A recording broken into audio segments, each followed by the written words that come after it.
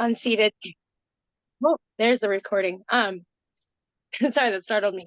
I just wanted to say that we are thankful that we are here on this unceded territory for the Duwamish people here in Seattle and other Coast Salish tribes here on the coast. And this is the land acknowledgement is not a practice that has been developed by colonial institutions. It's a long time practice for it's been practiced for many years, and it is a way of not erasing Indigenous culture. Thank you. Awesome. Thank you. Thank you. Thank you. The next piece is going to be public comment, and we don't always get public comment, but I think I see a hand raised. If you could promote that person to panelist or unmute them somehow.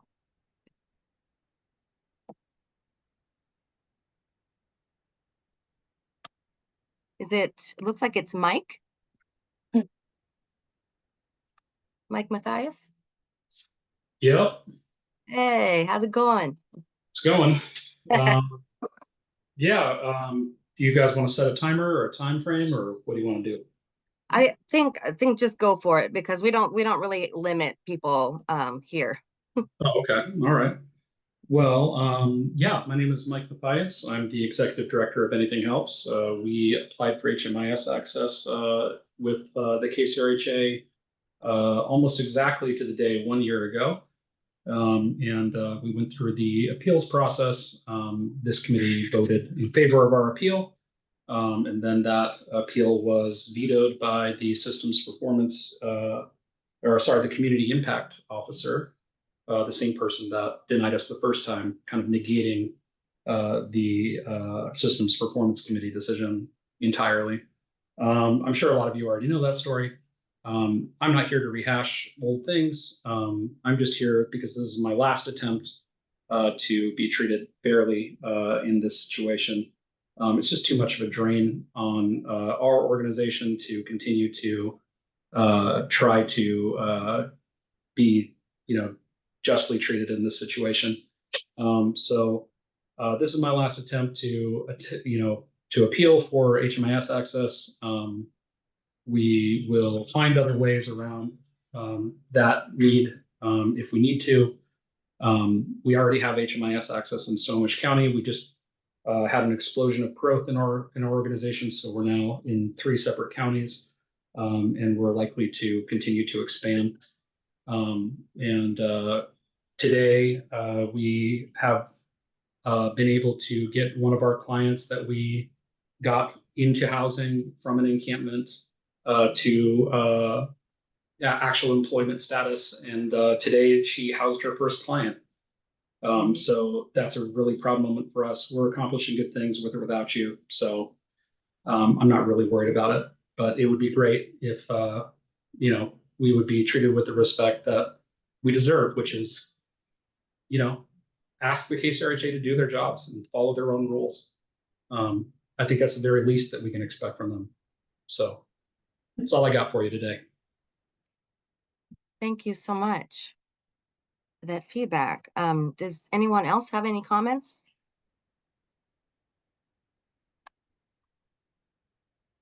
Hearing none, I guess we'll move forward to the next piece, which is co-chairs, the COC and implementation board updates. Sure. Yeah, so I wanted to actually start. We've been trying to do a practice where we're starting with a song. And so I wanted to hold that up and bringing to the table a song that was suggested by Marvin, actually. So thank you, Marvin. And it's Inner City Blues by Marvin Gaye. And I'm gonna just read some of the lyrics. I don't want to read the whole thing because we do have a short time and a packed agenda today. But what I saw here is this ain't living, no, no, baby, this ain't living, no, no, no, no, no. Inflation, no chance to increase finance. Bills pile up sky high, send that boy off to die. Oh, make me want to holler the way they do my life. Yeah, make me want to holler the way they do my life. Hang-ups, letdowns, bad breaks, setbacks. Natural fact is, oh, honey, that I can't pay my taxes. Oh, make me want to holler and throw up both my hands. And yeah, it makes me want to holler and throw up both my hands. So I hope that was the right section that he wanted me to read, but either way, it's really touching. And it's a great song. I haven't listened to that song, so I really enjoyed it.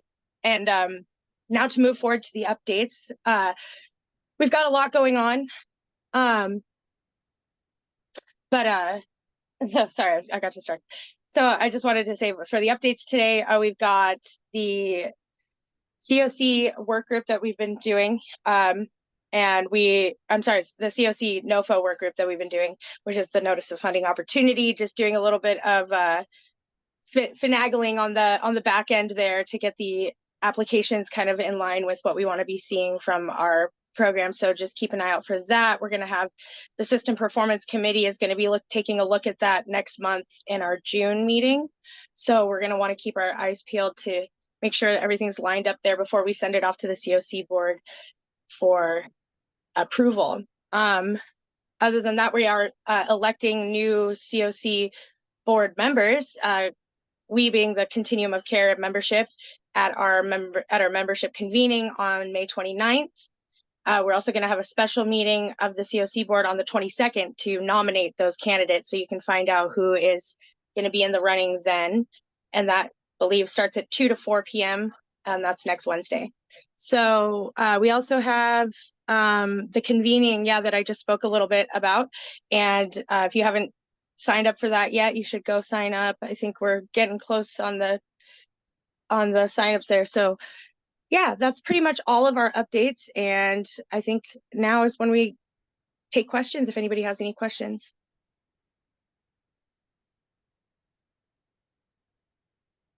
Hearing no questions, I think we can move on to the next section on our agenda. It looks like we're right on time. If it's the point in time count presentation, if we're still doing that today. We are still doing that. Thank you for that, Ruby. I do have the agenda up just for folks who didn't see it on the website. You can go there to link to have it on your own screen if you'd like. I just got word that Janelle will be joining us closer to 2:30, 2:35.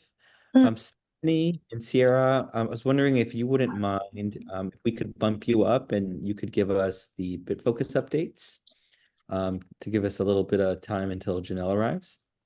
Is that something that that's totally fine. Mine are short and sweet today, so hold on one second. Let me get those up. Great, and I'll introduce Stephanie Carrington and Sierra, both from BitFocus, our HMIS vendor, and they're just going to be giving us the standard monthly update. So thanks for that, Stephanie, and let me know if I need to share my screen for you if you have the ability to do that. I should be able to. Sorry, one second. My computer's just opening up the slide deck right now, and then I will get that open for you. I was trying to multitask. Sorry, people. Okay. Let's see.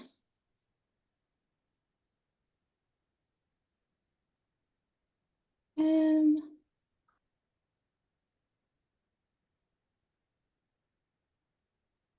you see the slides? Yes, thank you, Stephanie. Yeah, for sure. It's very short. I don't know how much time I'm really going to take up, but today I was just asked to share out on our stats, which right now we have 150 active agencies. That's a few more than last month. I think 3 more to be exact. And just so you know, that's because since we did the HIC PIT, we had to put some non-participating. They do not participate in actively putting their data into the HMIS, but they are considered an active agency because we put their inventory and their numbers into the HMIS. So that's why that number went up, because everybody knows the application is currently closed. We're not accepting new agencies. So just wanted to clarify that. And that's also why the number of programs have gone up. There's a few programs that were added due to those inactive, non-participating agencies. So right now we have a total of 707 active programs, 1,467 active users, and last month, the 15th to today, we had over 11,000 logins. So each month this is really growing, which is great. We love to see it. So that's where we're at right now with our stats. And then the other thing I was wanting to share with y'all is kind of our highlights on what we're going to be focusing on for Q2, or at least early in Q2. This is always subject to change due to priority, but right now we are really focusing a lot of energy on continuing work to support go live for our inventory project, which y'all have heard about. So we are close to go live. That's going to happen in Q2 as long as everything goes as planned. So I'm sure you'll hear more about that as well as time goes on, but that's going to be a large majority of our work for this quarter. We are also going to be doing our COC-wide annual deduplication. We do this every year, where we merge duplicate client records together. We in previous years have done this in Q1. But we had made the decision to move that to Q2 due to the overlap with federal reporting. It's just a really big project to manage at the same time. So that'll be kicking off here in the next couple weeks. When that's finished, I always try to report back to y'all on how many records we actually were able to merge. So you'll hear about that more later. And then a big focus that Sierra and I are looking forward to for Q2 is developing 2 new trainings that we've never hosted in King County yet. These will be developed by our team, and we're definitely eager to hear if y'all have any resources to kind of feed into that as well. So as you think about these 2 topics, if you're like, oh, I have a good resource, feel free to send it our way. We are looking to develop a training on client-centered approaches to data collection. Really being cognizant of the fact that we do have to ask some questions that can make people on the asking side uncomfortable and also on the receiving side uncomfortable. So how can we do that in a trauma-informed and client-centered way to make that situation better for everyone? And then also the other training topic is data quality. And how it can impact your client both negatively and positively if you are to get your data, correct in the system. So we can talk about how chronic homelessness status impacts the client, and if you make an error in their data entry, that can impact their navigation to housing resources. And really just letting people know, like, yeah, data can be boring to talk about, but this is how it impacts your client. So if you have any resources you think would help as we develop those trainings, we would love to see them. Or if you're interested in helping host a client-centered approach training, we are definitely open to that as well. Daniel, that's literally all I have for you today.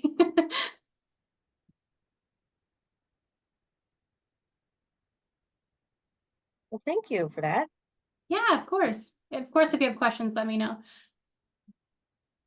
Yes, thank you, Stephanie, for that. Yes, so it looks like we are just waiting for Janelle to pop on. I see that she just got in, so I think it's going to take her a minute to get set up. That said, I think we missed a public comment there, and I wanted to circle back and not miss that. I noticed it in the chat. Sherry, was that you? No, it wasn't me. Okay, maybe I misread that.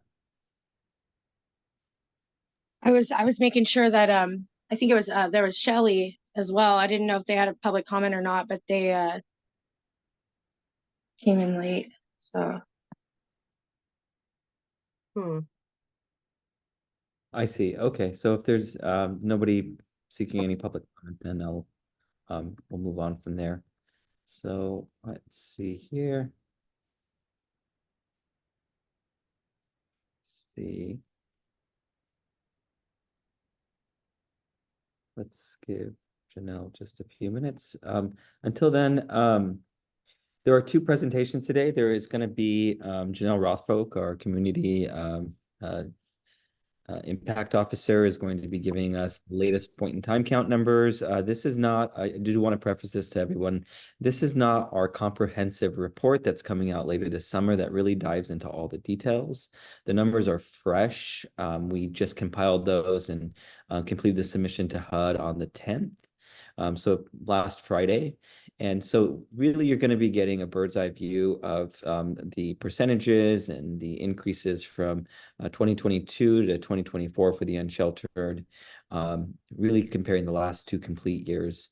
And so for those of you that don't have much background on the point in time count, HUD only requires that you do an unsheltered count every 2 years. So this is a really exciting year because we were able to do that part of the count.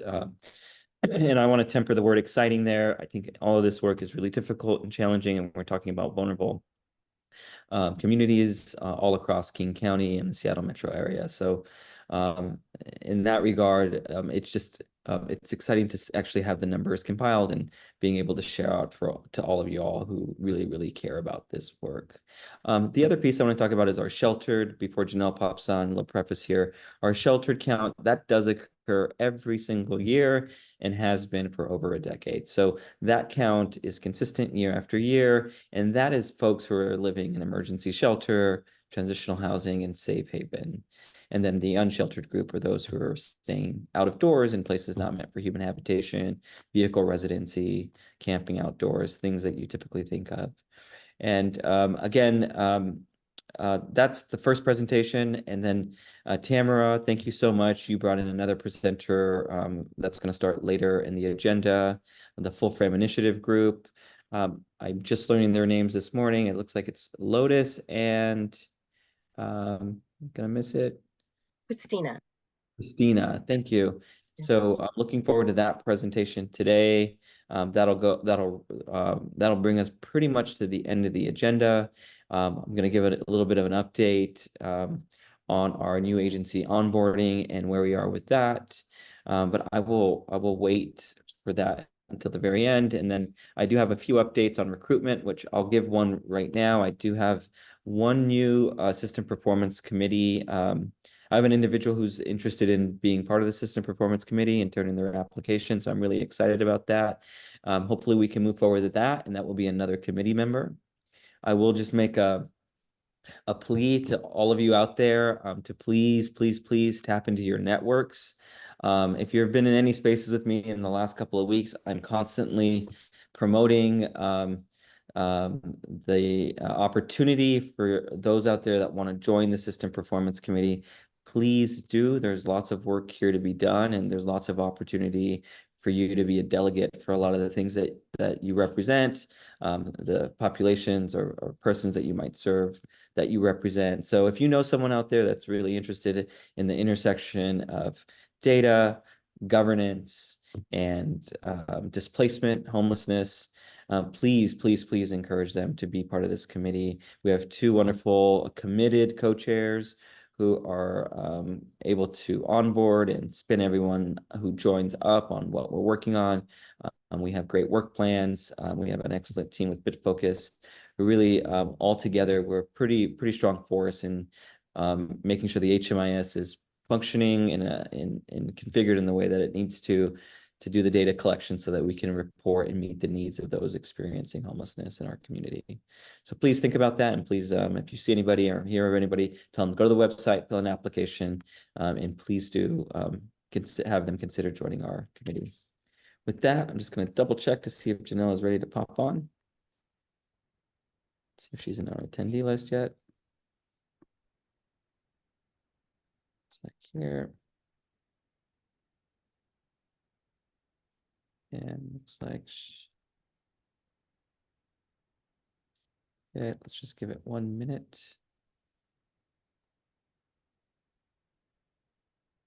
I do want to make an announcement while we're waiting. I will just,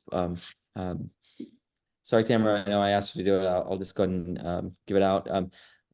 Next month, in honor of Juneteenth, our normally scheduled System Performance Committee, which would have been on June 19th, has been bumped to June 20th. So you'll see that updated on our website. So we'll be having this committee meet that very next day after June 19th. So it's not going to be the third Wednesday of the month like it usually is.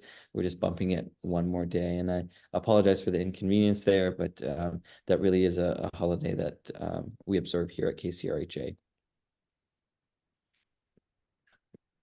What's that?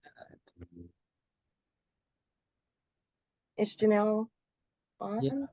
Yeah, she just texted about a few minutes ago, so I think she's probably just getting set up. She might have been in transit. Should we just Should we flip the presentations? Yeah, I think, let's see, it's 2:32.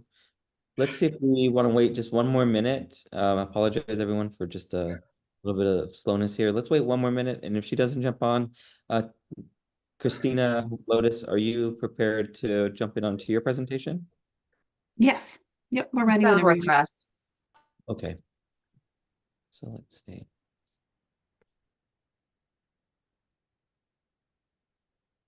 Yeah. Let's see. I know she was in transit, so I think she would appreciate the time. So let's go ahead and get started. Full frame. I'll hand it over to you and Tamara. Thank you. Yes.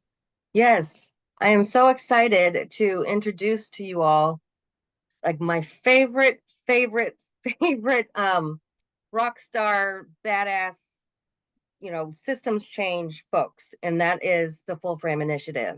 So I am a huge fan of Lotus and Christina, and they are going to provide an overview of the 5 domains of well-being, contracting for transformation, and the system. I'm sorry, the well-being blueprint principles. So this will be hopefully a first in a series of presentations to help us really dig into and develop these new local metrics. So I'm going to hand it over to you all.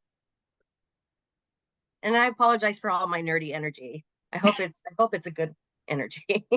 I love the excitement. I love the excitement so much. I will just introduce myself briefly and let Lotus introduce herself before we sort of jump in. So I'm Christina. I am located in upstate New York. So it's quite a bit quite a bit later in the afternoon here for me. This has been kind of a fun jump back in. I came from county government, and I worked in housing, and attended all of the COC meetings. So some of this is pretty fun. I'm having some nostalgic feelings from back when I was part of a COC in a much smaller location in Binghamton, New York. But very glad to be here with you and to share a little bit more about things maybe that you've heard a little bit from Tamara, but to get a little bit more in depth. Hey everyone, glad to be here with you. I am also on the other coast, zooming in here from Western Massachusetts. And before coming to FFI, I also worked for county government, and familiar with these sorts of systems. And with FFI, doing a lot of work around systems change in many different fields, including health and human services, and also supporting juvenile justice systems and shifting, and sexual domestic violence, and the whole range of different areas. And us as an organization, we span many boundaries. Absolutely. So I'm going to go ahead and share my screen and we'll get started here. So as we mentioned, we know Tamara has been a champion for well-being and the well-being principles for quite some time. So some of this information might be familiar, but we want to ground us all in the same understanding of our framework and their theory of change before we talk about measurements and discuss any of your questions. So Full Frame Initiative is a national social change organization that partners with community, government, philanthropy, other nonprofits to shift the way that we see and do things with this radical North Star of a country where everyone has a fair shot at well-being. I think especially all of us in this room know that not everyone has a fair shot at well-being in this country. Our systems are not broken. They are rigged. Racism, sexism, homophobia, ableism, all of these otherings are deeply ingrained in our systems the way that they were set up long before our time, but we are dealing with all of the repercussions of all of that, the systems that we access, the systems that we work in and that we touch every day. Which means for some, accessing what they need for well-being is easy, but for lots of other folks, it is much harder, which creates significant inequities for folks across this country. But we are all hardwired for well-being. So no matter who you are, where you live, what your history is, or what you look like, we are all hardwired for well-being. And Lotus is going to dig a little bit more into what our definition of well-being is. Thanks. So we'll do a little bit of grounding in what Tamara has already mentioned as the 5 domains of well-being, and then talk a little bit about how this framework and understanding feeds into systems, and also what that might mean for systems performance evaluation kinds of measures as well. And some of this and a lot of this is a new way of thinking and working. People are already trying to figure it out, and we don't have all the answers. And so it's we'll have some time for discussion and thinking about that as well. So when we talk about well-being, we mean a particular set of needs and experiences that are universally required in combination and balance to weather challenges and have health and hope.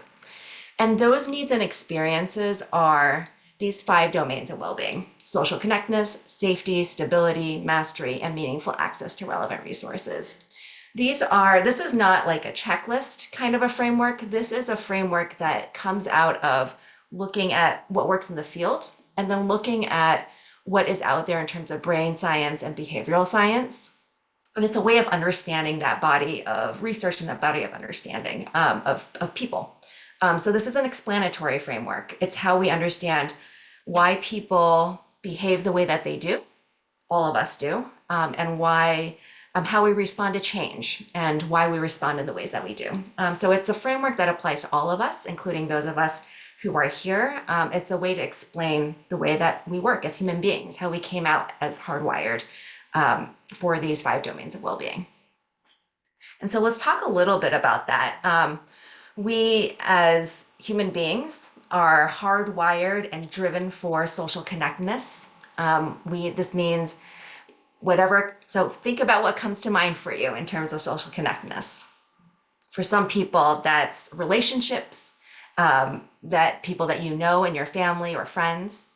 For others, it's about a sense of belonging. So for some, they think of churches, they think of book clubs, they think of all those different places too. And it is also having a shared feeling of like identity, for example. So thinking of, imagine if any of you have ever driven down the road and been behind a car that has a bumper sticker that you like super agree with. All of a sudden, at least for me, sometimes there are these warm feelings that come up, right? Some of this is hardwired, ingrained in us, that we look for places of belonging, people who we can count on and also we belong with. And we need relationships that are not just with people like us, but also with people who are not like us, who have different experiences to bring, because that is how we grow. We're also driven for a sense of stability. And I imagine in this space, you talk about stability a lot, and there are probably definitions of what stability is or isn't. And when we think of stability, a lot of times our minds tend to go to big stability, like housing, like jobs, stability in relationships, and things like that. And in this understanding of stability, it is that and more, right? There are people who have all 3 of those things and yet feel like they're walking on eggshells and yet feel still unstable. Because we as human beings, we create stability through little tiny anchors in our lives, routines that give us a feeling of predictability, feeling of familiarity, feeling like we can depend on one thing to the next. I also think of stability as having a little bit of breathing room. So feeling like things aren't wound up so tightly that one thing is just going to snowball into a big problem. And so that can be living paycheck to paycheck. One small thing goes wrong, your car breaks down, and then all of a sudden it snowballs into losing your job and then maybe losing your kids if you're involved with child welfare and all of that. And so there's that. There's also like meetings lined up back to back to back to back. One thing runs late and then the next thing runs late, and you had like one window of time in order to write that grant application and submit it. And then all of a sudden it gets cut into that, and then it becomes a really big deal. And so like having a little bit of breathing room so that we're not always thrown off. We're also driven for safety. And this is what we think of as safety, right? Safety from physical harm and also emotional harm as well.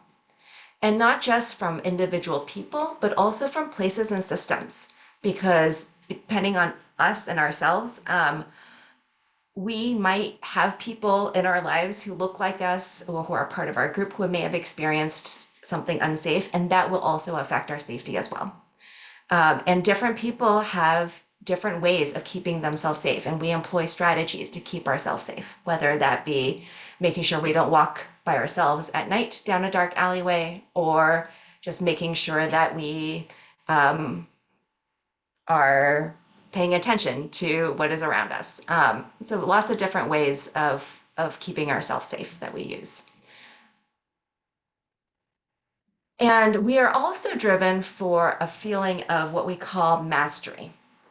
So this is feeling like we can influence our lives and the world around us, feel like we can influence our relationships. We tend to get this feeling of influence through what FFI calls high five moments. So you can think about the last time you pulled up YouTube and tried to fix something and then it worked, or you got partway there, right? That allows us to have this feeling like we can do it, right? And it can help us feel like we can do something else in our lives. And we find ways to meet these needs however way we want and can. And so that may be in ways that are healthy, pro-social and legal, and it may be in ways that are not healthy and not pro-social and not legal, which is not to say that it's okay. What this framework is trying to do is explain why we do what we do. And so it allows for a different conversation when we know what is behind that behavior and what's driving that. We also are driven for meaningful access to relevant resources. And so this means that we get to decide for ourselves what kind of resource we need. So clothes that work for us, food that works for us. If anyone has had dietary restrictions, or you know that not all food works for us, works for you, right? Or culturally relevant food. And being able to get those things that we need in ways that are not difficult, that are not degrading, and not dangerous or shameful. And this is where a lot of times trauma can play into. There are places where we go to get food which might have triggers as well. And so layered on all of this is all this other context that is happening as well. So these 5 domains of well-being, they're not hierarchical, and that just means that we don't get safe first or get stable first and then care about our social connectedness. A lot of people will give up some stability for their relationships or give up some safety for their relationships. Again, just trying to understand why we make the decisions that we make. These are universally needed. All of us are finding ways to meet these 5 domains of well-being in our lives, just naturally. And it looks different for every person. And some of that has to do with preference, right? What I find, what helps me get a feeling of mastery might be different than Christina. And some of that has to do with the reality that we live in a country, like Christina was saying, that puts burdens on some groups more than others. And so because we live in a country with oppressions and we live in a place like that, that some pathways to meeting our needs for well-being are just not as available for some more than others. Our experiences of trauma, like we're just talking about, also influences this as well. Meaning matters. We have to know what these things mean in order to understand why people are behaving the way that they do. I think a lot about food. Food for most of us, when we think about food for ourselves, it's like a way that we connect with others. It's a way that we show love. It's a way that we maybe get a sense of mastery. We feel like we can accomplish things because we cook a really great meal, or like bake a really great dish. And yet when we think about food and systems and we think about food for other people, it tends to be very utilitarian. It's like, you need food. Here is the food that you have. And so thinking about the meaning underneath things can really help us understand well-being and why things are important to people and why people are responding the way that they are. We assume assets without value judgment. Coming back to some of this, we do naturally, and sometimes it's healthy, and sometimes it's pro-social, and sometimes it's legal, and sometimes it's not. And these things are interdependent. And what that means is every decision, every change that happens results in trade-offs among these 5 domains of well-being. And so when we are making a decision or a change, we're balancing trade-offs. we're asking ourselves, is it worth it to me to make this change? And so we're wondering, is it worth it to me to take that housing if I have to give up all my relationships and give up everything I know? Is it worth it to me? But what would, and then we can ask then, like, what would make it worth it, right? And to mitigate some of those trade-offs. We make change when the trade-offs feel worth it. And then if it's unsustainable, then the change is unsustainable. And when people make decisions different than what we expect, they're probably weighing trade-offs differently.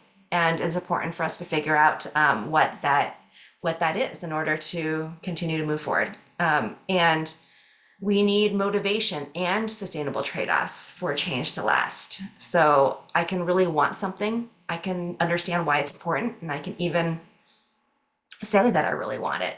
And if the costs to well-being are too great, then the costs to well-being are too great and it won't be worth it. And like Christina was saying, our systems are already set up in a way that they are. And sometimes in the pursuit of very specific outcomes, which has a lot to do with the data that's collected. In the pursuit of specific outcomes, sometimes that encourages our systems and services to force some trade-offs for people that may have a great cost to well-being. And so that's some of what we are getting at too, with how we can then design our systems to be focused on well-being and how it might look different. Over to you, Christina.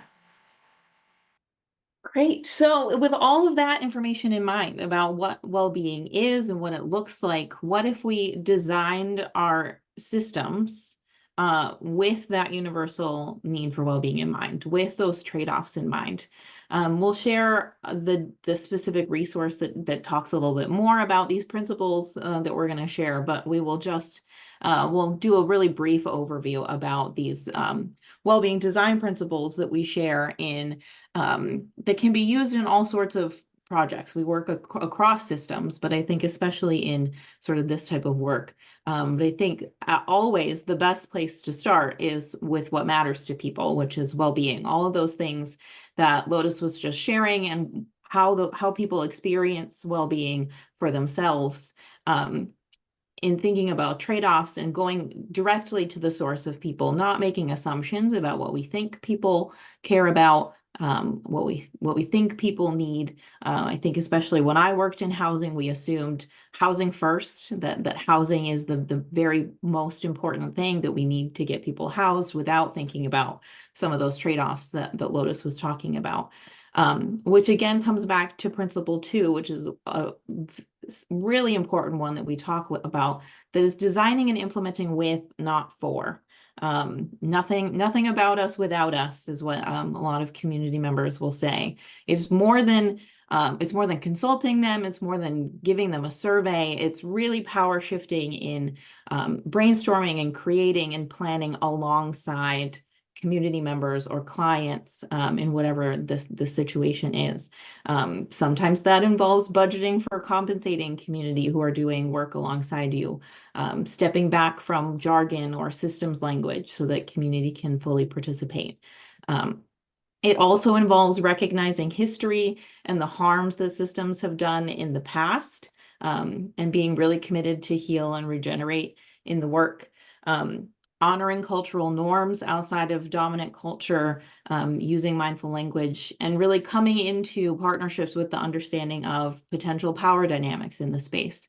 When working in government, I always came into the space realizing that like there is inherent power that I bring into the space that has also very much been used to harm people in community. And so coming into those with recognition that even if I came in with the best of intentions, that's just an automatic when you walk into a space. So it's important to recognize that and to be very honest about the way that you continue to want to shift the system so that we can heal what's been done and prevent harm in the future. We also talk about spanning boundaries. I think Lotus mentioned that. Oh, sorry, I'm skipping one. Fostering social connection and social capital. Which again, Lotus mentioned in talking about trade-offs of housing, but perhaps they are then leaving their community who's providing community support supporting the social capital that are holding people up, and removing the barriers to community support, and recognizing all of those trade-offs when it comes to relationships that are incredibly important to people in meeting their needs for well-being. And we talk about spanning boundaries and getting fields and sectors out of their silos, so they can better work together to ensure that equitable access to well-being.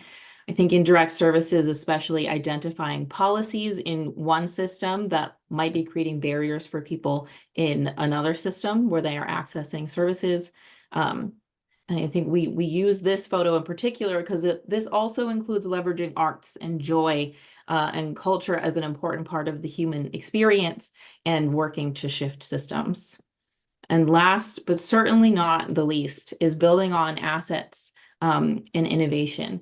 No matter how many deficits or gaps we think exist in a situation, there's always something that is working for people, whether that's individually or in a collective community.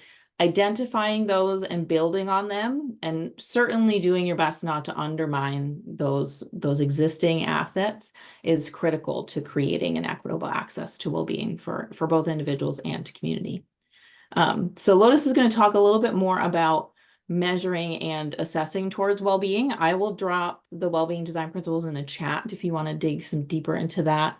And we're going to talk a little bit about how this might work in systems performance.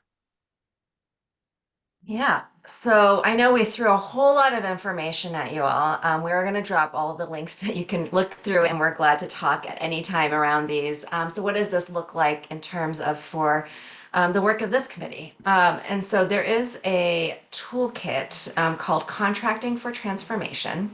The cover looks like this, and I'm going to drop that into the chat right now, just so that you have it if you are somebody who wants to access it and scroll on your own. I'm just going to highlight, it's very long, but I'm going to go over to, there are some guidance down on, I believe page 28.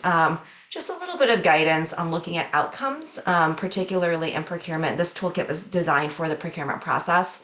And so how do we, paying for outcomes that are based on well-being. There's some guidance around there, as well as some around the importance of collecting data that's based on trade-offs as it relates to system barriers.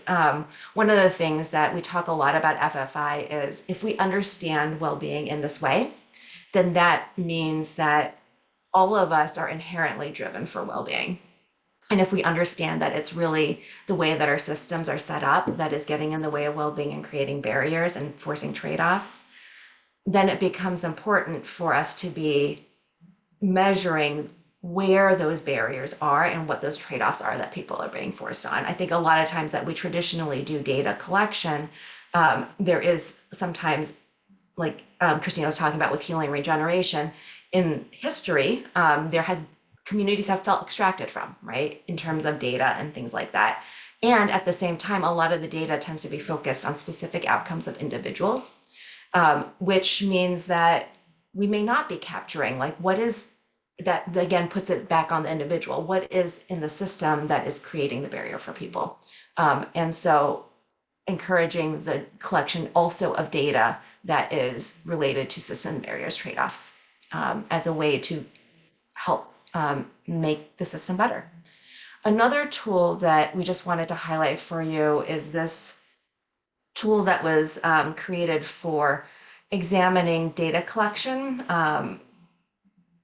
So it walks you through just looking at the kind of data that we're thinking about collecting, why it's being collected, who benefits from this data being collected, if there's any assumptions underneath that data that is being collected. A lot of times our systems and our processes have assumptions underneath there. And are there any harms in collecting this data? Sometimes those can be a little bit invisible. So this tool collection encourages bringing together different perspectives and asking, like Christina was saying, designing with and not for, bringing people into the room who might be of the ones closest to closest to the harms, to voice if there are any harms, and then seeing if there is any data that is differentially impacting different groups based on race, gender, sexual orientation, and other identity groups.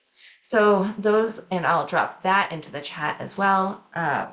Those are just a couple tools, and we wanted to have a conversation with folks. I don't know where we are in time because I don't know where we are on the agenda for timing as well. But if there is time, it would be great to hear reactions and questions, and also like how this might be useful for you all. We have plenty of time, just for everyone's awareness. I talked to Janelle. She's available at 3:30, not 2:30. So that was my mistake, everybody. So we have plenty of time to discuss and go through this. Oh, great, thank you.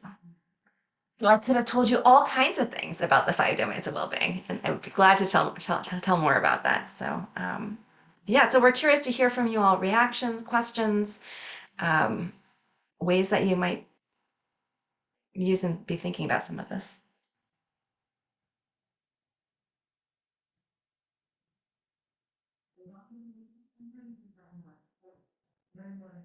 Or disagreements, that's okay too. I have a question, if I can. I know I'm also one of the presenters, but I'm very curious. We have a work plan where we're I think you are aware of the context, partially there. We're trying to create a metric or two that we can integrate to measure well-being and what we're doing. And one of the things that caught my attention in the Full Frame Initiative website and the material that I was reading over is, and echoes what you were saying here, which is it kind of starts with the group and the organization to take on those, to take on the principles that are outlined in the Full Frame Initiative. How have you seen organizations or teams, like some real tangible ways, start to transform as a team so that we can have the framework, that sort of frame of mind, excuse me, as we go into putting these metrics together? I know there's a long-winded way of just saying, what are some changes that we can make in our team or organization that could kind of quickly get us on trajectory to bringing in Full Frame Initiative principles? Mhm. Yeah, that's a good question. I think it's tricky because one of the things that we have learned in our work with various organizations and people is that if we move too quickly ahead with just changing the structures and not the mindsets that are underneath that, then people just start doing the same thing that they have been doing, but just in a different format. I think a lot of it has to do with understanding the basics of like what drives us as human beings, and some of that mindset shift underneath that. And then I think the 5 domain, the well-being design principles are useful in trying to design where you are wanting to go next or how you're wanting to go next there. I don't know if I'm getting at your question in terms of. Yeah, no, I think Did you say a little more? yeah, Yeah. I can.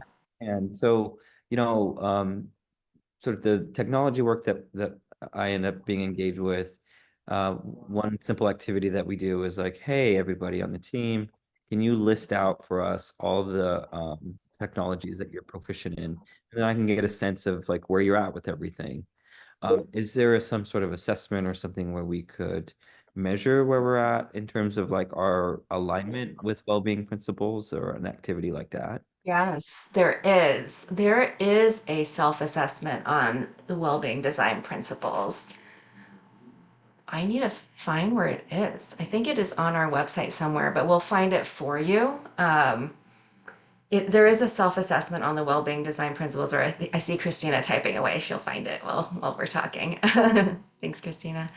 That can help an organization walk through and see like where you're already lining up or not lining up. And then the main part of it is around having a conversation with it so that there is a rating, obviously, at the end. You could rate yourselves, but I think really more of it is around the conversation of like why and why not and in what ways. And I think what is also really complicated with well-being design is that there's not a one size fits all format, because there are so many different dynamics and different organizations, and um, you all and other organizations are weighing lots of different pressures. And so there's a piece of what this is about asking a different set of questions of ourselves and asking a different set of questions of others, so that we can have a different set of information to be working with, to balance with where those pressures are. That's great. Thank you for that. That makes me think that I could take that self-assessment now, see where I'm at 3 months later or 6 months later, kind of measure whether I'm learning anything, absorbing it, or I'm not sure what the assessment questions are, but um, Yeah, let me look at, Christina just pulled it up. Here, I'll just share my screen so everybody can see it too. Let's see.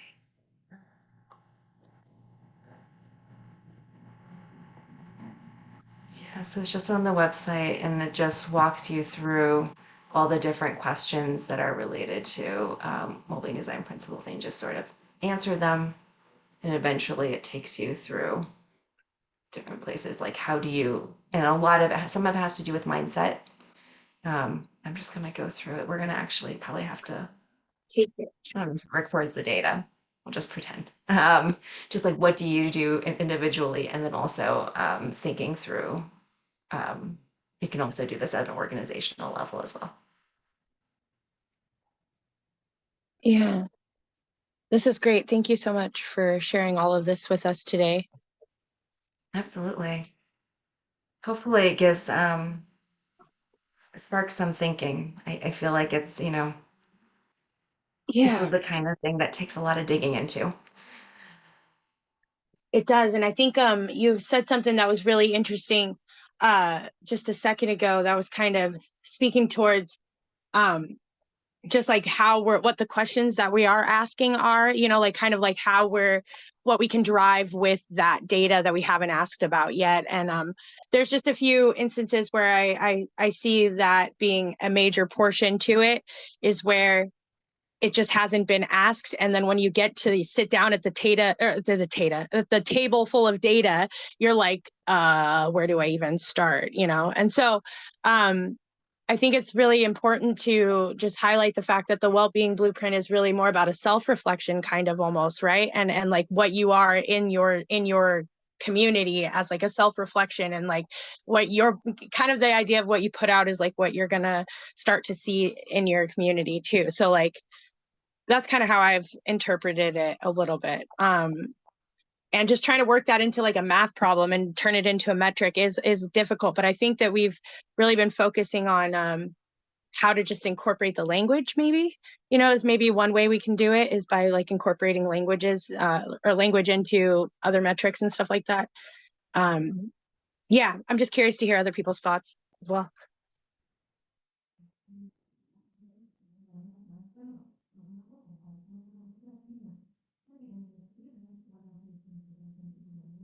Well, I know that I want to use all these tools and all the knowledge to create tools locally that would put the power of evaluation and implementation and design in the hands of people experiencing or who have experienced domestic violence and housing instability and homelessness. I would like to know how to create a metric that gets at yeah, I guess I'm just trying to I want to use that knowledge to develop a tool that our people can use to audit the system. Because the system has always been like, this is what we're prescribing, this is what you need to do. And so I'd like to flip the script, and develop metrics that get at how can this system better support your well-being for you to end your experience of homelessness. I mean, there's certain like conditions that we can't really control, like the housing market. We got to do some more advocacy legislatively for that. But I want to be able to shift the culture of how we think about human beings, and changing developing new mental models of what's possible for our communities. because we're still stuck in this idea of, you know, capitalism being the best way for us all to like pull ourselves up by the bootstraps. Like, I want to change how we think about that, and how the values and priorities that we come up with as a COC, how are those in alignment with the well-being blueprint principles? And how can we use those principles to redesign our system to be more equitable and rooted in social and racial justice, economic justice, and liberation for all of our communities. So that's, I mean, I know that's a very abstract way of thinking about it, but ultimately I'm hoping we can develop tools and metrics that really kind of uproot the oppressive systems that we've been operating in, to create some like community transformation. It's been a long Well- time since I've worked in housing, so you can maybe refresh my memory a little bit. But when I worked with housing service providers, one of the things that they often tracked was the length of time housed, so people remaining housed for a certain period of time. And I think one of the things that I think of as what would have been exceptionally helpful in doing all of that work was this conversation about well-being trade-offs, right? Mhm. Is it possible that you housed someone and like you checked a box? Yes, you housed them, but the trade-offs were not sustainable, and therefore they were not able to remain housed for more than 6 months because of those trade-offs were not sustainable. And so if service providers are thinking about this in looking at well-being, looking at trade-offs, then you may potentially see that the length of time remaining housed goes up if you then implement some of those tools. So I think it's just taking some of the work that is maybe what's already being tracked and thinking about how applying the well-being principles and well-being framework to some of that, and seeing how that changes even some of the things that you are already tracking.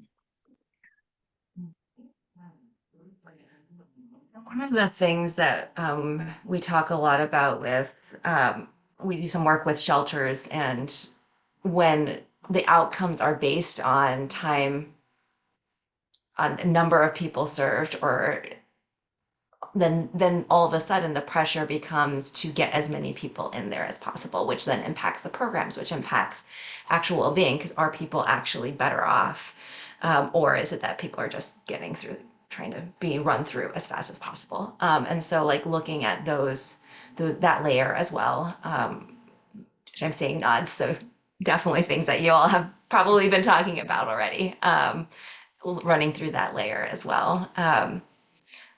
Also related to just data in general, we've been talking a lot at FFI, because a lot of this work is also, which we didn't talk about today, which is if we understand well-being and we understand trade-offs, that people do know for themselves the best what those trade-offs are and what well-being is for them, and that sometimes systems guess and sometimes systems guess wrong, and so we have to engage people. And so it's important to center community, which gets to the design with and not for piece. And so when we've been thinking at FFI, we've been thinking about data and like who owns the data. So for making sure that data is maybe not just useful for the system, but also useful for people who the data is being collected on. And I don't know what is the scope of this committee or what is the scope of the work. But we've been talking a lot about like, asking the community what it is that they want measured, and so that it can be useful for everybody, and then who owns it, whether that data can be shared so that communities could use it for themselves, especially because there has been such a long history of data extraction from many communities. Yes, I love that. And I think a good place where we could pose that question to the community is at the COC convening, which is coming up later this month. And there's already a bunch of stuff that they've organized, but I think that would be a great place to pose that question and to start gathering that information, so that we can start developing these metrics. Does that make sense to you, Daniel and Ruby? Oh yeah, that makes total sense. I was actually, Tamara, if you're okay with it, I wanted to show, and I accidentally put it up too soon. Christina and Lotus where we're kind of at in our work plan for developing some well-being metrics at a person level, if I could say it that way, for people who are coming into the homeless system. And the approach that we're taking, and just really open to your feedback here. And let me pull it back up. Just a second. 1 second here. Had it up. There we go. Let's-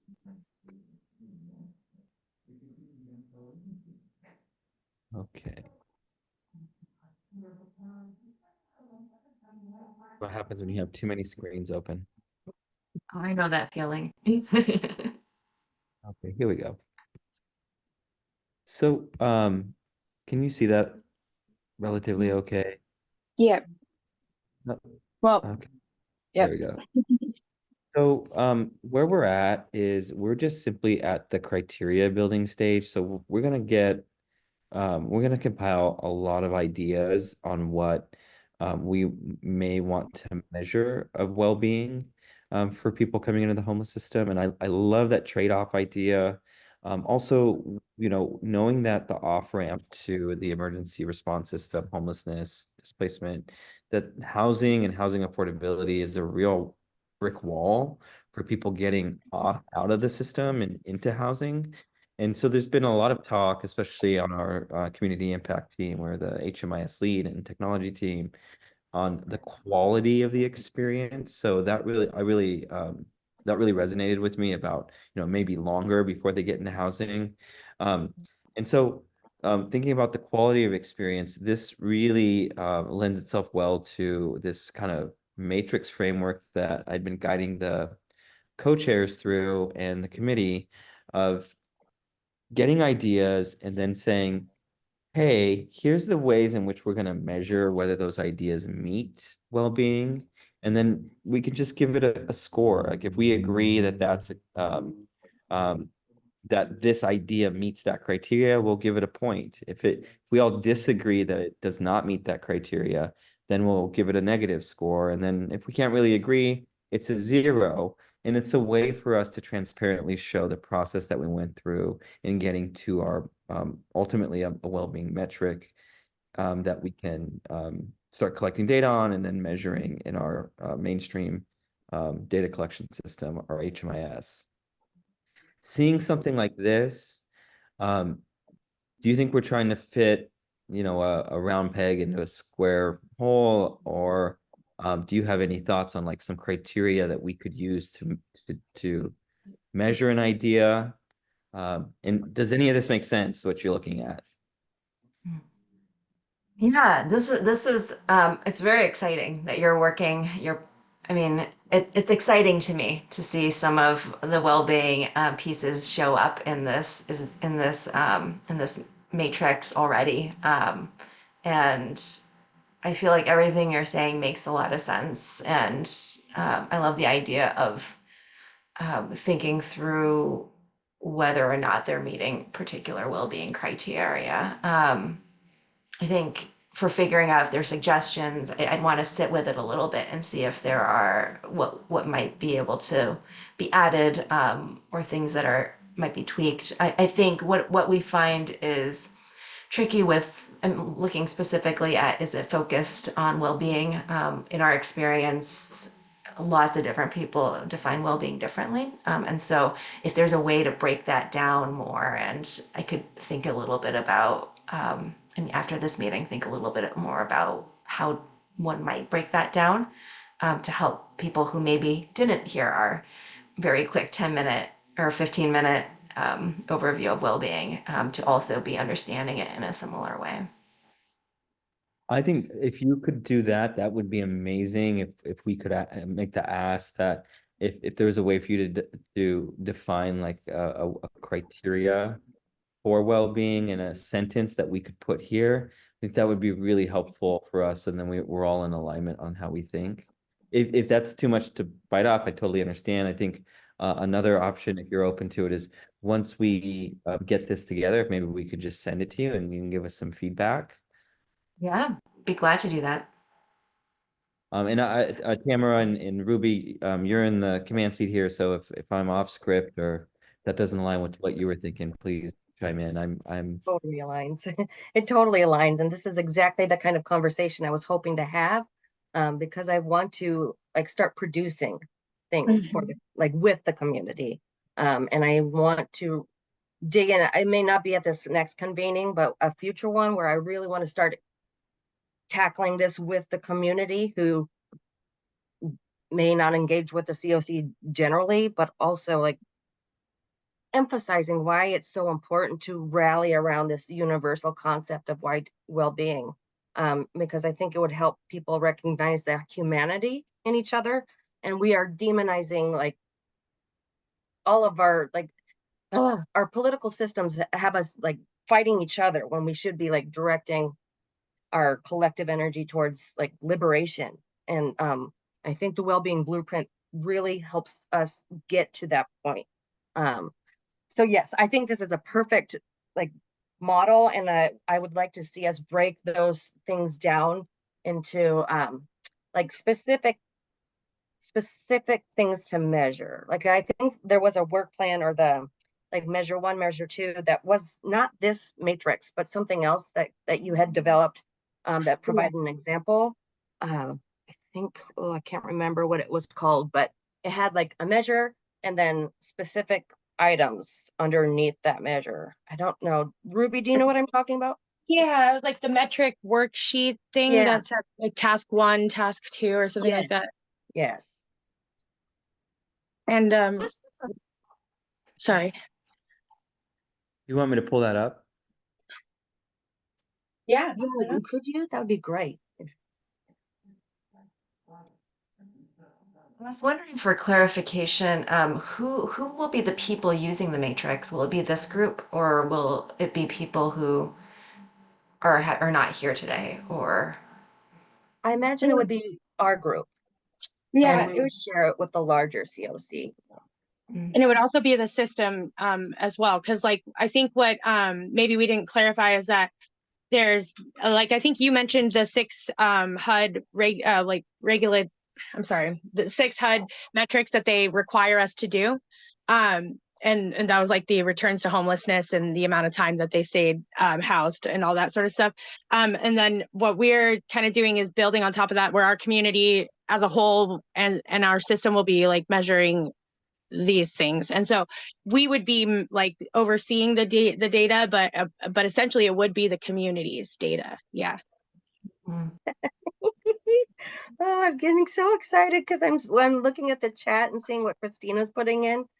Everyone should do the Wellbeing Design Challenge. You're right. We all should like that. I agree. And I also see Sherry Tillman is back, and she had to change to her phone. So I don't know if we can make her a panelist again, but thank you. Oh, and Christina, what the heck? Isn't she on the committee too? Oh, and Daniel, you've done a lot of work on this since the last time I saw it. Oh, wow. Freaking love it. Wow, look at that. Our leader. Maybe I didn't share the final draft, but yeah, here it is. So this is our rough outline. I think adding in here that assessment would be good somewhere. I think I would encourage committee members to take that and add that as a task. And then this is really just the outline and where we want to go to getting a measure in our local HMIS outcomes report is what we ultimately want to be able to do, so that agencies and programs can look at the well-being. I know I'm using that in a loosely defined term right now, but the well-being of the participants in their program. And so in an effort to maybe in a proximity, look at the quality of their experience in some way, and then work to improve that year after year. So yeah, right there with you, Tamara. Really exciting, and I'm hoping to get this done. I'm already primed our vendor that this is coming down the pipeline. I don't think we're necessarily at the point yet where we have something concrete, but once we have those ideas, and then we have our top 1, 2, 3, 4, 5, and we either blend them or take the top one, I think we'll really start to then work to integrate this into the technology piece. Any comments? else wanted to Sorry, add? I'm just so excited. I can't contain my excitement. Also, there's a trade-offs analysis tool, I think, that FFI has, right? Isn't there a trade-offs analysis tool? There's a trade-offs analysis tool both at, I think, the individual level, but also at like rule and policy level, Yeah, that I can find and also drop in the chat. there's so many cool tools. Like, yeah, check it out. Check it out. I'm so excited. I'm gonna shut my mouth because I'm too excited. This is the systems change I was hoping to see.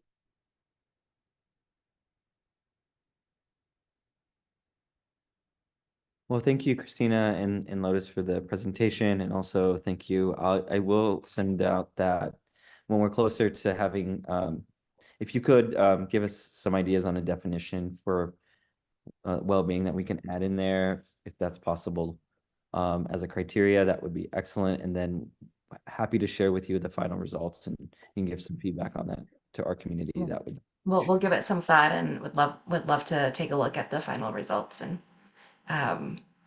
let us know what that timeline looks like. And thank you so much for having us here. I'm excited to be thinking about this with you all.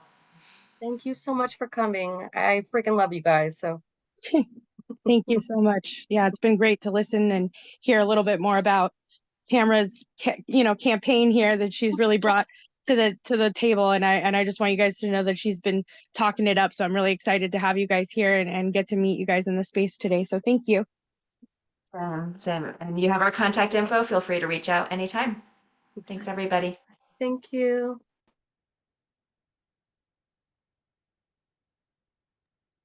All right. That was fun, huh? That was good work there, guys. Thank you for letting me geek out as like hard as I did. Tamara, thank you for the presentation. I know that Janelle just joined, and yeah, hi Janelle.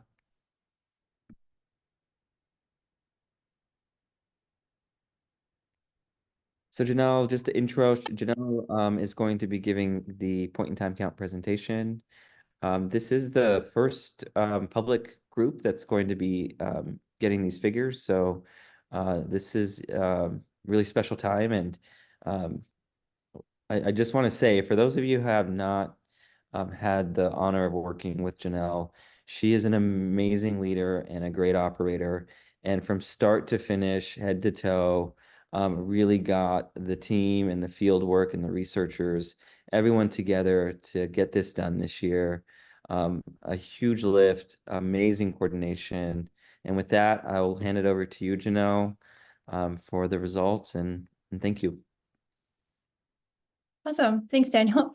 It's definitely a community-wide effort, and I'm just deeply honored to be able to do this work within community and to help lead this project forward. Where we are at right now with the Hick and Pitt is that we are presenting initial results to you all. Okay. It's very important as we go through this presentation that we look at this I ask that you look at this in a really reflective space, because it's going to be difficult to see these numbers and to see this information presented. But I assure you that as I present this information, the UW team, the analyst team, the community partners, the volunteers, the hub sites, the shelters, and all the providers have done their due diligence to give you the most accurate information that we can present to you. Some of this, as this is being initial results, we do not know why some of the numbers appear this way. We will be presenting a longer report where we'll be able to do more of the deep dive and get down into those particulars as to why a certain percentage looks this way or why a certain percentage looks this way. And so we're going to be able to get that out to you. However, we want to make sure that KCRHA is fully transparent in presenting you with what we have currently with this data set. So because you all are amazing and get to see this information first, which is exactly how we wanted to make sure it rolled out. I welcome feedback to this presentation, things that you would like to see changed, because what's going to happen is this is going to be rolled out to the other boards and committees, not by me, by my colleagues that do public relations. So if you guys see things that you're like, I think this should be changed or whatever, I'm really leaning on you all as colleagues to give that feedback and make sure that this presentation looks the way it should. So very open to that. However, I am the messenger of these numbers. So just keep that in mind. So what I'm going to go over with you all is the orientation of the methodology of the point in time count. I'm just going to do a brief reminder. Some people may be new to this space or haven't heard of the PIT. So we're just going to do just a quick grounding. And then I'll present with you the results of the point in time count, initial results. We haven't had a chance to really do a full dive into everything. And then we'll do the orientation methodology of the housing inventory count, and then the data results of the housing inventory count. And I have some comparisons for you guys to look at, so you can kind of get, so you can have some orientation as to, you know, what those numbers mean in comparison to last year's. So that's what we're going to go over today. So we'll go ahead and dive right in. Some of the questions that we get about the point in time count is, why does it matter? What are we doing if it always is showing, and you guys are always presenting that it could be undercount and it is an estimate. You know, why are we doing this? Why is this important? So it still gives a really good snapshot as to, in one night, in our system, in our community, in our streets and greenways and et cetera, how many people estimated in one night are unsheltered or in a sheltered situation. That number we can use to make a comparison to previous years, and we can have a little bit of knowledge of what it would take, you know, every night, what we are doing to make sure that our community is cared for, and what do we need to do to make sure that those that aren't in services get those services. So it does provide that level of analysis. And then it is combined with other metrics. You all are working on well-being. You all have seen the system performance measures. Like, you're aware of other metrics that we are using to assess how our system is performing, how people are moving through the system, and is it equitable? Are we seeing inequities anywhere within that process? So those are really, really important metrics that need to be combined with this report for us to really get the full picture and to be able to make decisions about how about how we use data and how we want to orientate our programming and our funding. So the unsheltered count, I'll walk you through it, but basically in our community in 2022, we have made the decision to move away from a street count, which counts everyone in one night that we is experiencing visible homelessness. And then we follow up at certain day centers for demographic surveys. That information then gets put into the report for HUD, and that is the number that we present. KCRHA has been working over the last few years developing a relationship with UW researchers to really take that methodology and the learnings that we have gotten over the years and see what we can do to improve that so that we can get a more reliable estimate. So in order to do that estimation, we need to do two things. One, we need to do surveys, and we don't necessarily need them to be on one night, even though the end result will be a representation of that one night. And we have to run those samples, those surveys, through a statistical estimator. And that is really, really important because that's where we'll build in that reliability of ultimately the number that we present. So it's really, really important for the community to understand that with this sampling methodology, there's two pieces. There's the interviews and the number of interviews that we completed. And then it's the statistical estimator that we use to understand the full account. And what that statistical estimator does is it's measuring the relationships between the people who are surveyed. So people who complete a survey, they are both being asked, how many people do you know that are also in the same situation you are? And then it also gives them basically a coupon, if you will, a ticket to give to another person to come in and complete the survey. So that's those two pieces that we're working to measure that relationship. And this is a model that has been used for other hard to reach populations across the world. It is something that is based in reliability and validity that has been tested. And the benefit of this is that we really get into more of these networks that we don't see coming to our services. And this is something that, you know, Aurora Commons took this picture. This was a site that we set up, Aurora Commons up in the north part of Seattle. They even anecdotally told me that they were seeing people coming in for the survey that they had never seen in the area. So it really helps us to get into those deep social networks for us to really understand the unsheltered population and be able to produce the results for you here. So we talked a little bit about this already, but a little bit more of what we did to be able to select those sites. We actually ended up with 19 sites. We started with 17, but then we add, because I don't know, we decided to add more because we wanted to have more, but we had a couple sites that weren't generating the surveys, and so we worked with some community partners to be able to add some additional sites, mostly due to some of the severe weather that was happening the week before.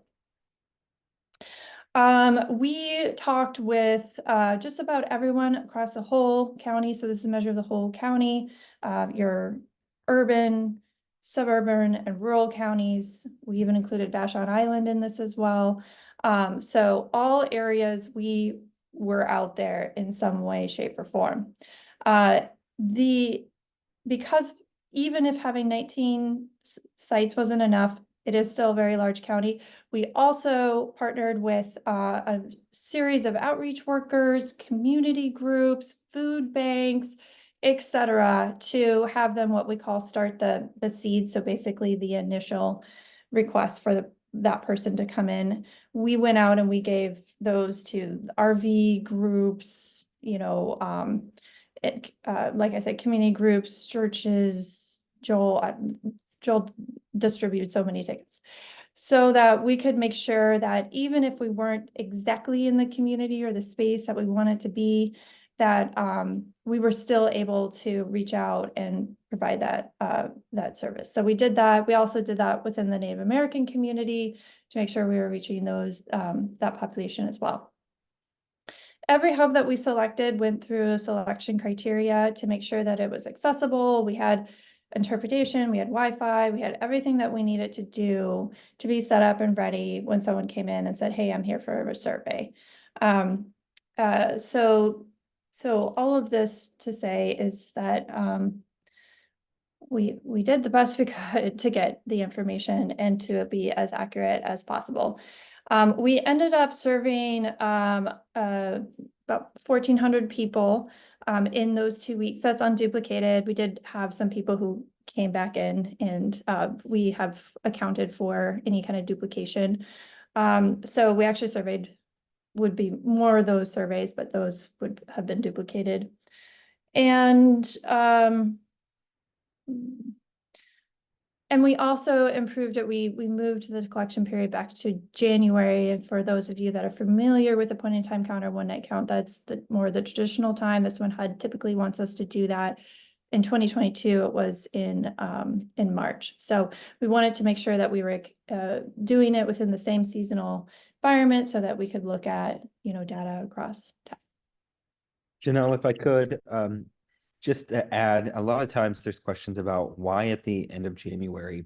And HUD is pretty explicit on this in their prescription on how we're supposed to conduct the point in time count. And the reason they do it at the end of January is they have, they're working on the assumption that those that don't typically or wouldn't otherwise go indoors during the winter months can be found outside, which gives a truer measure of those who are unsheltered in the year. If you have any issues with that, HUD has open comment period, but that is the assumption that they're running off of. So that's why the end of January. Thanks, Daniel. The other part of the point in time count that people often forget about is that we also do a sheltered count. And so we do a survey, or we collect that information from HMIS, we verify it with all the providers, making sure that the number of people that were in their programs is the accurate number that were in their programs. And for this measure, we actually do use a one night. So the providers know that it's January 25th this year. And that we need to know everyone who's in all of the housing programs, but particular for this report, those that are in the emergency shelters, what we call safe havens, which are basically sort of like enhanced shelters, and our transitional programs. So they all go in and verify their information. We double check it, make sure it's correct. That is 177 programs that we reached out to make sure that all the information was correct and that we're reporting it accurately. We also reach out to a handful of programs that are not in the HMIS, but provide services for people experiencing homelessness. Those are typically transitional programs that we see typically for domestic violence or family programs that we'll see operating in parts of the county. They do a survey, and then any sort of seasonal beds that were open during that time as well. We'll reach out to any programs that had programs that were open due to severe weather, for example. And we had a few that were still operating, providing some motel vouchers for people who were still in motels from the week before severe weather activation. And then that information is another data piece that gets put into that statistical estimator, so that we're able to ground that information into verifiable data in HMIS. Okay, so we're going to take an initial look at the data now. We will be presenting the data from 2022 to 2024. And the reason that we're doing that is because if you guys have been following along, we do not do an unsheltered count in 2023. We do that every other year. Therefore, when we look at the point in time count data, what we want to be looking at is that comparison from 2022 to 2024. So that's a 2-year time frame that we're looking at. So you'll see that represented here. And then we've also added in some comparative analytics based on the US Census of 2022, so that you can see trends, demographic trends, for example, nationally, and then also within our community. So those numbers are national numbers, but they are the numbers that are representing King County specifically. And then, like I said, look at this. What questions do you have? What are we missing? What things would be good for us to dive into? This will be your time to reflect on that. Okay. So what we're looking at for 2024 is an estimated number of the total number of people experiencing homelessness, both sheltered and unsheltered, of 16,385. Okay. So that is going to be an increase from 2022, about 23%. There's a lot to unpack there with that number. Like I said, further detail will need to be forthcoming. We've had changes in King County's population overall has gone up. So there will be further analysis on looking at, what does this number look like when we ground it in the growth of population for the area, et cetera. And then ignore that legend because that's wrong. But the unsheltered is and the sheltered population, you can see we're serving about 40% of the people who are total experiencing homelessness, man, woman, and child, families, all groups, youth. This is the total. So, and we continue to be about that 40 to 60% within our system. Okay, so this is a difficult slide. And will be one that we will be diving more into. However, just to remind you that this is data, when we're looking at this point of time data by race, we're looking at both those that are outside and in our shelter program to be able to give you this estimate here. And to remind you that this is a difference between 2 years and there has been shifts in population. And what you're going to be looking at here is that dotted line, the King County general population. If you see that dotted line below the bar graphs, that means that that racial category is overrepresented in the homelessness community. If it's below, then it's underrepresented. So anything that is, any categories that are have bars that are above that line is concerning.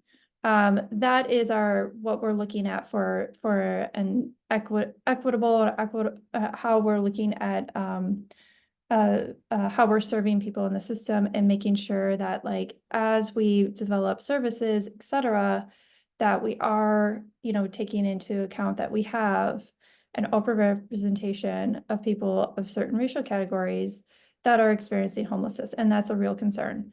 And we have had some shifts. Why or how we have had those shifts is something that we are exploring, and there'll be some more information that will be forthcoming about why you see that there are certain shifts. What I can tell you right now, just from an analytics standpoint, is that HUD has adjusted some of their racial categories in the 2024 HMIS data standards, where they have in how we are collecting the information for race and ethnicity has changed. It has changed in that when someone is recording race and ethnicity, it gets recorded in one pick list. What that means is that it's a multi-select pick list, and someone can pick, they can pick both Hispanic and Latinx AAO and African American, for example. So it's in one pick list. It changes a little bit of how we do the analytics, and our team is looking to see what the impacts of that change is in how we represent this information here. So that's going to be a deep dive. It's very complicated. It creates many, many columns for us for data, for the data analysts. And it also makes it really difficult for us to compare 2022 data that had a different way that race and ethnicity was recorded. So what my team has spent a lot of time working diligently, putting together this graph, is the best way that we can represent it at this time. We will be working to refine this and dive deeper and present the information, not present, but as we learn more, we'll be able to provide some more detail into the where the race is. And one thing that I think is notable here is that we do see that multiracial category going up. And so that's one piece that we'll be kind of looking at.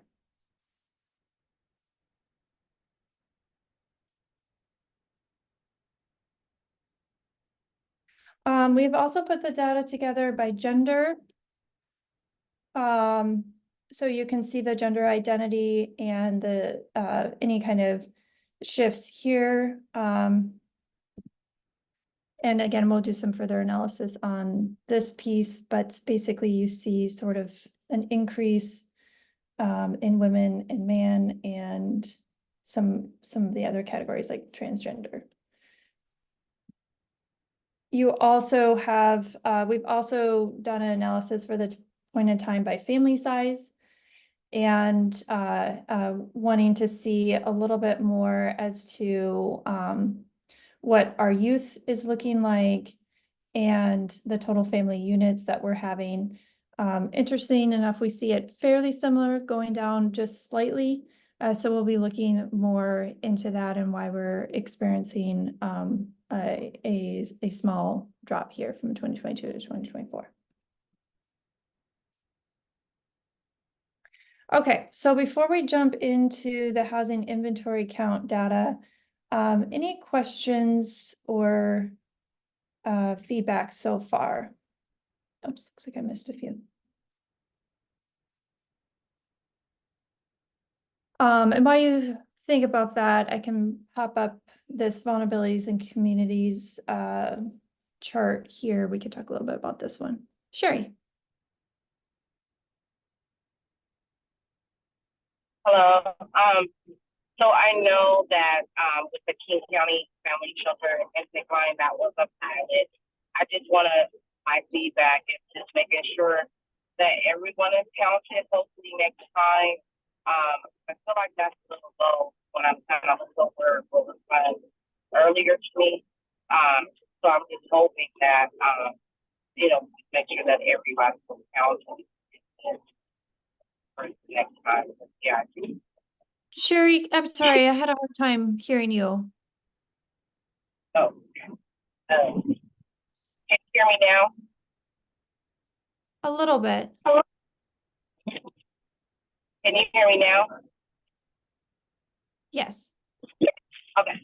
I just said that I just hope, I know we were a pilot, you know, this time for King County intake line, and I just wanted to know, make sure that, you know, everybody is at least counted next time, you know, because I feel like we're a little low on that, just because we have, you know, we have like 70 families a day on the list, been on the list for like 59, you know, days, stuff like that. So I just feel like, hopefully my feedback is that everybody is counted on there besides just the 5 plus they tell people because, you know, families don't tell other people because they're isolated and they don't want people to know.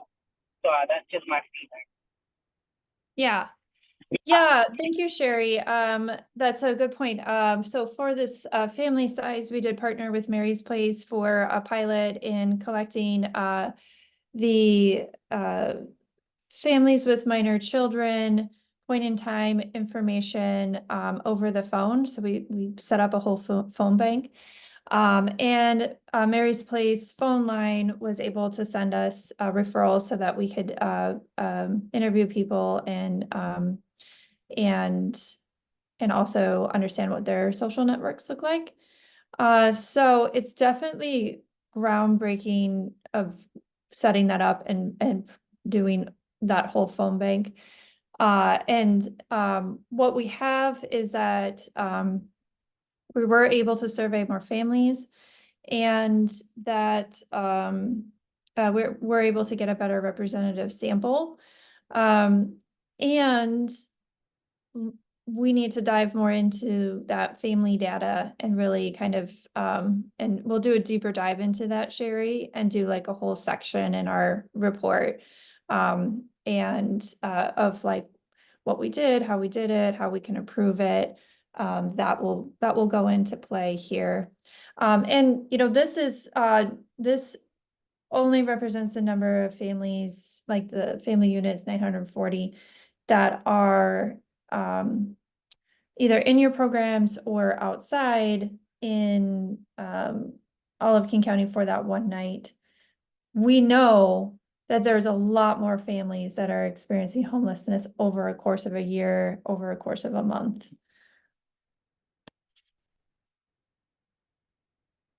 Any other feedback? That was really great.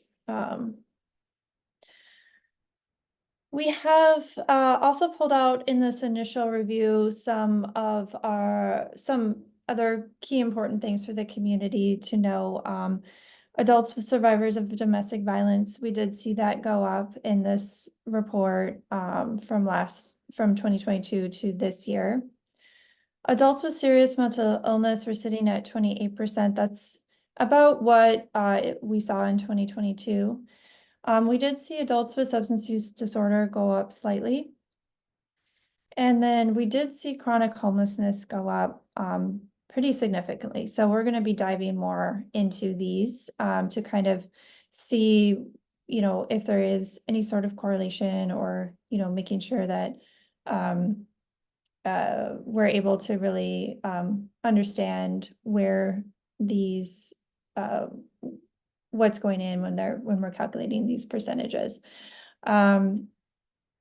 So yeah, the 49% of chronic homelessness is definitely higher than what we have experienced in our community before.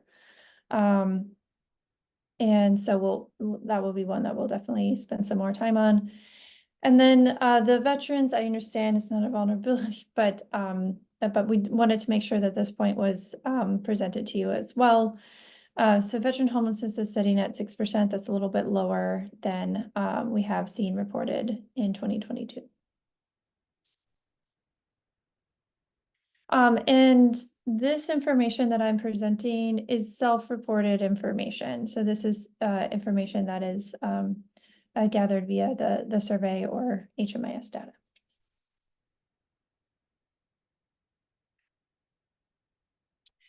Okay, the housing inventory count. So during the same time period, we're also doing the housing inventory count. And I know we only have a few minutes, but I wanted to run these numbers by you guys real quick.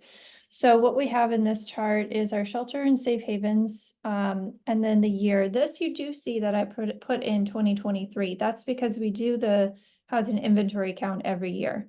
And so that's included here.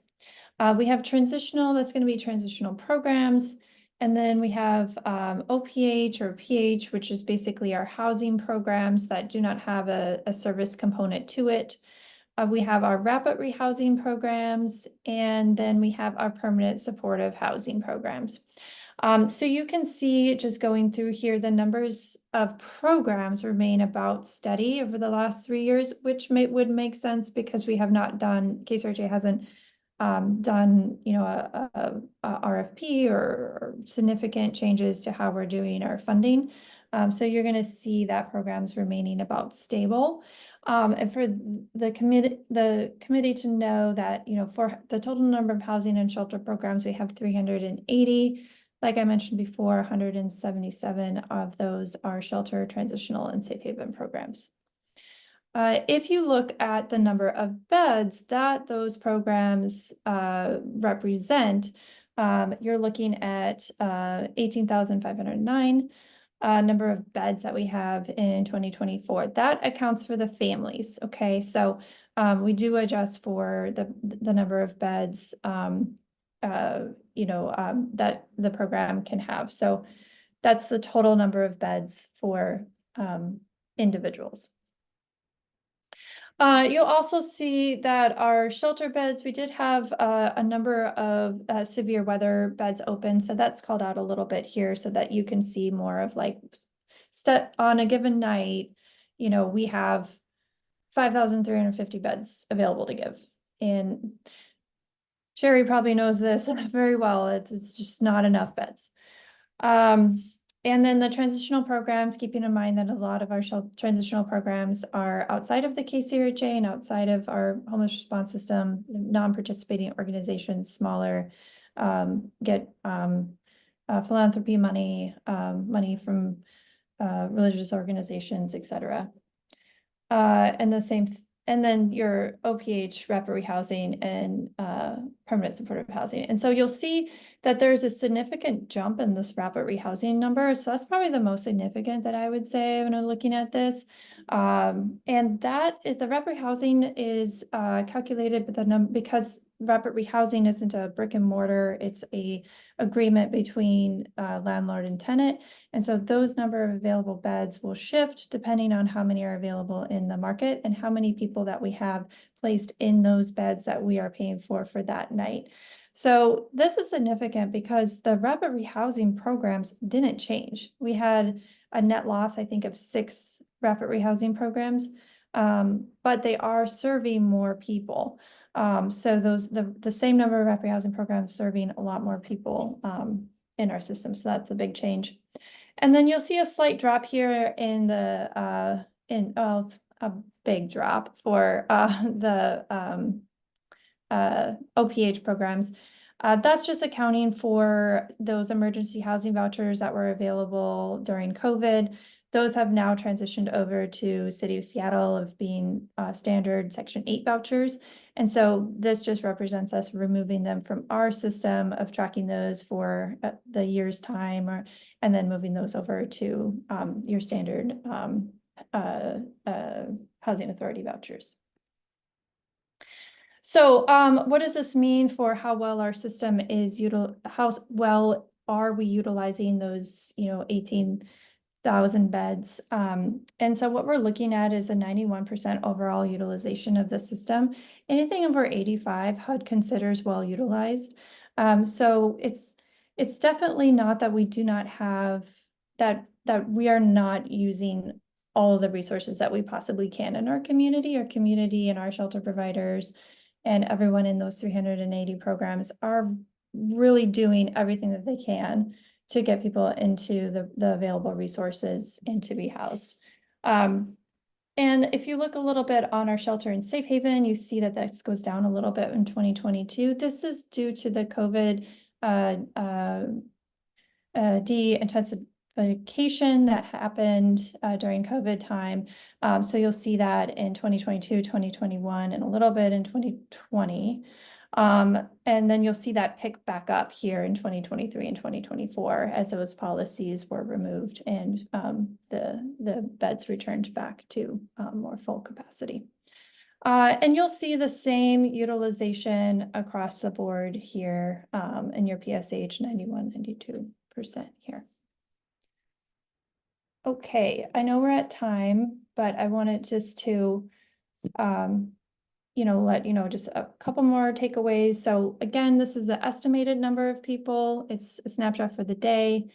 The methodology and accuracy and reliability improves over time. So our team, this KCRHA team, works, and the research team works really hard to make sure that the information we present is reliable, accurate, and is representing every single person that's out there. And we'll continue to do that. Like I said, we have a full report write-up that we'll be presenting in July. We'll have further websites in the July, but you can go ahead and go to our website if someone wants to drop the link in the chat. We do have this initial and a one-pager that you can print and use as you would like. That is currently available. You're welcome to use that in whatever spaces that you feel appropriate. And then we are organizing a community data roundtable around this, hoping that can happen sometime in July. And so if anyone knows of a good venue that would be willing to host us, that would be great. But we'll be hoping to be able to connect more and dive a little bit deeper into this information and what this means as we set up programming to support those outside. Thank you for everyone here, for the survey participants, and for all of you for listening to this long presentation. That's it. Thank you, Janelle, so much. Thank you, everyone, for joining today. Have a great rest of your afternoon. Thank you, everyone. Bye. Bye-bye.